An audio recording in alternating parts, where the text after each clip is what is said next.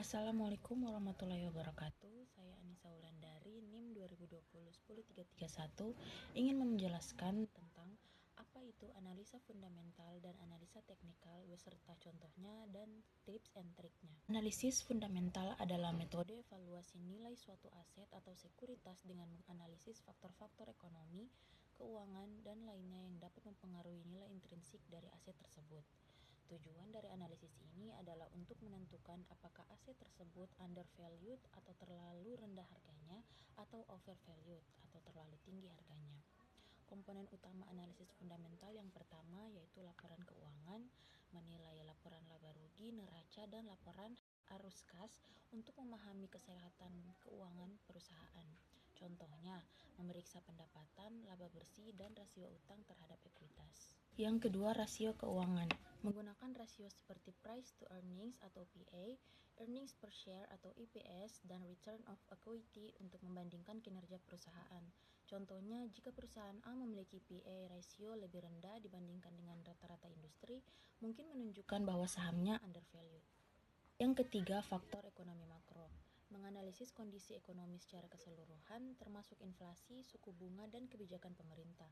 Contohnya, kenaikan suhu bunga dapat menurunkan daya beli konsumen dan mempengaruhi laba perusahaan. Contoh analisis fundamental, misalkan pada perusahaan XYZ, pada laporan keuangan, pendapatan meningkat 20% tahun lalu, laba bersih juga meningkat, dan rasio utang terhadap ekuitas stabil. Pada rasio PA 15, sementara rata-rata industri adalah 20. Ini bisa menunjukkan bahwa saham XYZ itu undervalued. Pada faktor ekonomi, jika ekonomi sedang tumbuh dan pengangguran rendah, prospek perusahaan terlihat positif. Selanjutnya, tips and trick untuk analisis fundamental. Yang pertama, yaitu pelajari laporan keuangan, pahami cara membaca laporan laba rugi, neraca, dan arus kas. Yang kedua, bandingkan dengan kompetitor. Gunakan rasio keuangan untuk membandingkan perusahaan dengan pesaingnya. Selanjutnya, perhatikan berita ekonomi. Ikuti berita dan tren ekonomi yang dapat mempengaruhi pasar. Yang keempat, buat proyeksi. Gunakan data historis untuk membuat proyeksi masa depan untuk pendapatan dan laba. Selanjutnya, analisis teknikal. Analisis teknikal adalah metode evaluasi sekuritas dengan menganalisis statistik yang dihasilkan dari aktivitas pasar seperti harga dan volume. Fokus utama dari analisis ini adalah untuk mengidentifikasi pola dan tren yang dapat membantu memprediksi pergerakan harga di masa depan. Komponen utama analisis teknikal yang pertama yaitu grafik harga. Menggunakan grafik untuk memvisualisasikan pergerakan harga dari waktu ke waktu. Jenis grafik yang umum digunakan termasuk grafik garis, grafik batang, dan grafik lilin. Contohnya, grafik lilin dapat menunjukkan pembukaan, penutupan, dan fluktuasi harga dalam periode tertentu. Komponen selanjutnya yaitu indikator teknikal, menggunakan alat seperti Moving Average, Relative Strength Index atau RSI, dan Bollinger Bands untuk membantu dalam pengambilan keputusan. Contohnya, jika RSI di atas 70, mungkin menunjukkan bahwa aset overbought atau terlalu banyak dibeli.